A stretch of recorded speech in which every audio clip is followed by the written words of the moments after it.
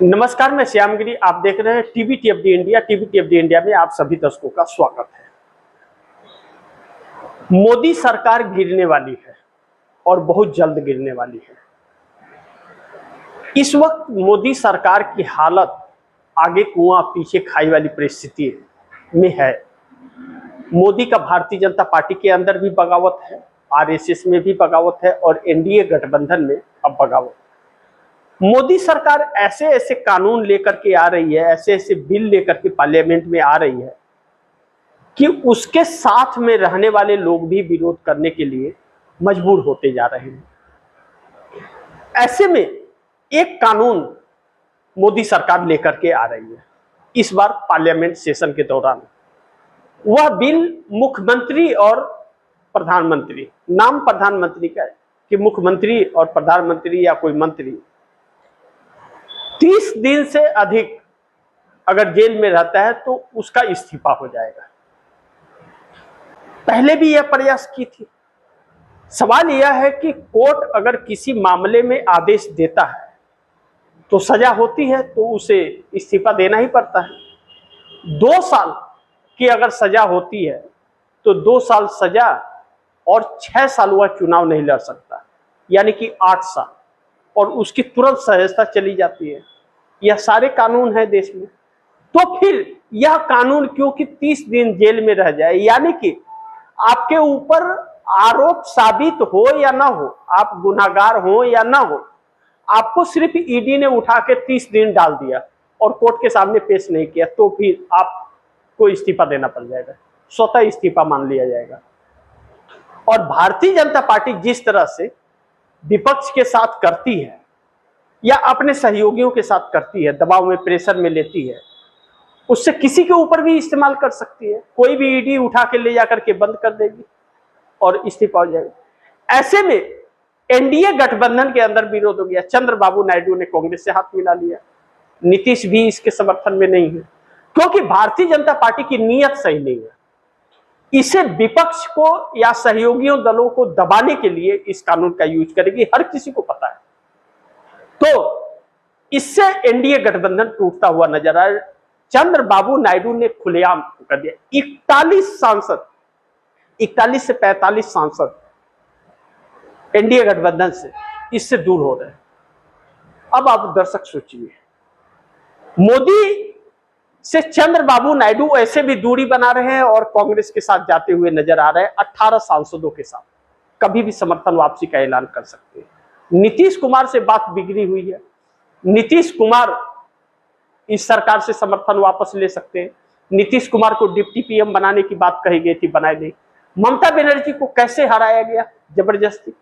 अगर ममता बनर्जी की सरकार रहेगी तो मोदी कभी भी उनको हटा करके चंद्रबाबू नायडू के ऊपर इस्तेमाल कर लेंगे, जेल में डाल देंगे। तो ऐसे में मोदी सरकार की मंशा पूरी नहीं हो रही है। अब 362 सांसदों का जो जुगाड़ करना था मोदी को डिलिमिटेशन और वन नेशन वन इलेक्शन के लिए, अब इनके इरादे में खोट है। इसके लिए चंद्रबाबू नायडू जैसे लोग अब नहीं देंगे। वह कांग्रेस के साथ, इंडिया गठबंधन के साथ खड़े होते हुए नजर आ रहे हैं, जो नरेंद्र मोदी को पार्लियामेंट सेशन में अब समस्या आएगी।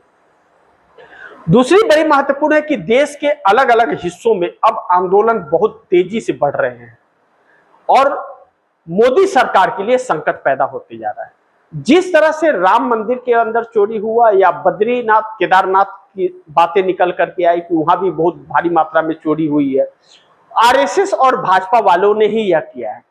आरएसएस के मोहन भागवत अब मीडिया से मुंह छिपाते भाग रहे हैं। सवाल अगर मीडिया वाले पूछते हैं तो राम राम कह करके भाग जाते हैं। राम राम कह के राम को लूटने वाले यह लोग, इन लोगों का चरित्र अब देश के सामने आ गया।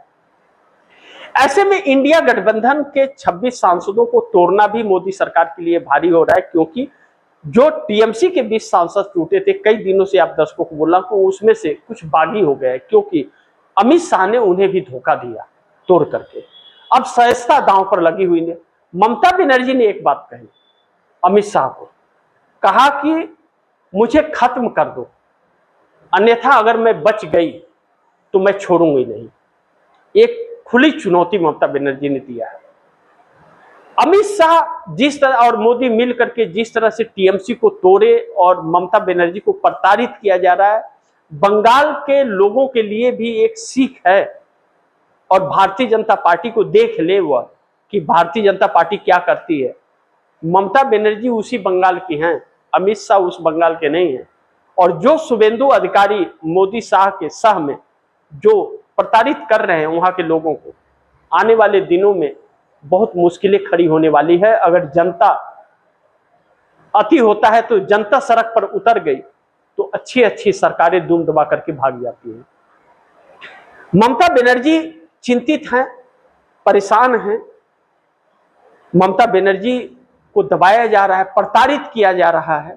यह दुर्भाग्य है बंगाल का कि इसके बाद भी वहां के कुछ लोग नहीं समझ रहे हैं। आने वाले वक्त में उन्हें उसकी कीमत चुकानी पड़ेगी जब यही भारतीय जनता पार्टी उन्हें प्रताड़ित करेगी। अब ऐसे में हिंदुत्व का चोला भारतीय जनता पार्टी का उतर गया। उत्तर प्रदेश के अंदर एक बगावत सी परिस्थिति भारतीय जनता पार्टी के लिए उठ खड़ी हुई है। लगातार धरने प्रदर्शन चल रहे हैं, दिल्ली में बड़ी जुटान की हो रही है, मजदूर और किसान सड़क पर आने की तैयारी में है और सरकार डिलिमिटेशन बिल पास कराने की तैयारी में। अब ऐसे में उन सांसदों के लिए भी चुनौती है जो इतना कुछ के बावजूद इस सरकार के साथ खड़े होंगे। अब दो तीन चीजें बड़ी महत्वपूर्ण है। राहुल गांधी टूटी हुई इंडिया गठबंधन को भी एकजुट रखने की कोशिश में है कि 362 सांसदों का आंकड़ा नरेंद्र मोदी तैयार ना कर सके। इसके लिए राहुल गांधी सभी के साथ समन्वय बनाने के प्रयास में लगे हुए हैं। दूसरी तरफ भारतीय जनता पार्टी हर पार्टी जो बची हुई पार्टियां सभी को तोड़ने के चक्कर में लगी हुई है। इन सब के बीच नीतीश कुमार के साथ जिस तरह से पेच फंसा डिप्टी पीएम को लेकर के, नीतीश कुमार भी अब अपने तेवर कड़े कर लिए हैं मोदी के लिए और चंद्रबाबू नायडू सीधा अल्टीमेटम देते हुए नजर आ रहे हैं। यानी कि मोदी को पार्लियामेंट सेशन में बहुत बड़ी चुनौती मिलने वाली है। समर्थन नहीं मिला तो मोदी की कुर्सी जाने वाली है। लेकिन वैसे भी अब आरएसएस मोदी को हटाने की तैयारी कर रहा है। भारतीय जनता पार्टी के अंदर लोग मोदी से अब सहमत नहीं है। इस तरह की चर्चाएं लगातार चल रही है। मोदी सरकार के साथ अचानक एक बार सारे भ्रष्टाचार देश के सामने आ गए। ध्यान दीजिएगा, एप्स्टीन फाइल का हरदीप सिंह पुरी उसमें फंस गए। एथनॉल में अभी तक नितिन गडकरी की बात कही जा रही थी, लेकिन नितिन गडकरी नहीं, पेट्रोलियम मंत्री हरदीप सिंह पुरी और प्रधानमंत्री नरेंद्र मोदी ने इस देश के करोड़ों लोगों को आहत पहुंचाया है पेट्रोल में एथनॉल मिलाकर।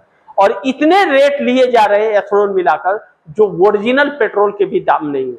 कच्चे तेल का अंतर्राष्ट्रीय मार्केट में $120 की कीमत से प्रति बैरल से वह $65 प्रति बैरल पर आ गई और पेट्रोल ओरिजिनल पेट्रोल 170 रुपया लीटर मिल रहा है और मिलावट वाला पेट्रोल 110 रुपया लीटर। सोचिए, गाड़ी के माइलेज कम हो रही है, गाड़ियों का बिकना खत्म हो गया है, पुरानी गाड़ी वाले वैसे रो रहे हैं, लोग जिसकी गाड़ी है जिनके पास घर में वह रो रहे हैं, उनकी गाड़ी बंद हो जा रही है, माइलेज कम पड़ रहा है, गाड़ी पर संकट है और सरकार मस्त है। ऐसे में मोदी सरकार के लिए बड़ी चुनौती अब कुर्सी बचा पाना हो गया। दूसरी बड़ी महत्वपूर्ण बिंदु यह है कि बंगाल जीत करके यह सरकार बहुत खुश थी कि चुनाव आयोग हमारे साथ है, लेकिन राम मंदिर में जिस तरह से खुलासा हुआ है चोरी का, वहां से लूट मची है और जिस तरह से उसे लीपापोती करने की कोशिश की जा रही है, भारतीय जनता पार्टी का हिंदुत्व देश के सामने आकर के खड़ा हो गया। यानी कि भंडाफोड़ हो गया कि यह नफरती लोग हैं, देश को लूटने वाले चोर उचक्के हैं, सिर्फ हिंदुत्व का चोला पहने थे जो उजागर हो गया। देशभक्ति पर राजनाथ सिंह ने उजागर कर दिया। अब इन सभी के बीच नरेंद्र मोदी की सरकार कब गिर जाएगी यह कोई नहीं जानता, क्योंकि जनता अब इनके पीछे पड़ गई है और जब जनता जिस सरकार के पीछे पड़ती है उस सरकार की उल्टी गिनती शुरू हो जाती है। नरेंद्र मोदी राष्ट्रपति बनना चाहते हैं किसी भी कीमत पर और अब इन्हें एनडीए का भी साथ मिलता हुआ नजर नहीं आ रहा है। ऐसे में नरेंद्र मोदी का राष्ट्रपति बनने का सपना अगर टूटता है और अमित शाह प्रधानमंत्री बनने नहीं पाते हैं तो फिर इन लोगों का जेल जाना आने वाले वक्त में तय है। यह बात सोच करके मोदी सरकार के लिए एक संकट भरी तो है, चिंतित तो है, बेचैन भी हैं, लेकिन पीएमओ में लगातार जो बैठक चल रही है, अभी भी एक एक षड्यंत्र, एक आरोप से बचने के लिए दूसरा षड्यंत्र करते हुए लगातार दिख रहे हैं, जो चिंता का विषय है। और सबसे बड़ी इंडिया गठबंधन के लिए चुनौती है कि टूट तो गई है, लेकिन टूटने के बाद भी अभी इतना मजबूत इंडिया गठबंधन है कि नरेंद्र मोदी का सारा प्लान फेल हो जाएगा अगर इंडिया गठबंधन टूटने के बाद भी एकजुट रहा तो। इसलिए चुनौती है, लेकिन नीतीश नायडू के सांसद अब मोदी के साथ खड़े होते हुए नजर नहीं आ रहे। यह 30 सांसद कभी भी समर्थन वापसी का ऐलान कर सकते हैं, क्योंकि मोदी अब उन्हें पसंद नहीं आ रहे हैं। बाकी आप दर्शक क्या सोचते हैं, आप दर्शकों की क्या राय है, क्या सुझाव है, कमेंट बॉक्स में जरूर दीजिएगा। इस खबर को ज्यादा से ज्यादा शेयर कीजिएगा, अपने दोस्तों को भी कहिएगा आगे शेयर करें। और आपने टीवीटीएफडी इंडिया को सब्सक्राइब नहीं किया, सब्सक्राइब कर लीजिए, अपने दोस्तों को भी कहिएगा सब्सक्राइब करें। मिलते हैं अगली खबर के साथ, तब तक के लिए नमस्कार।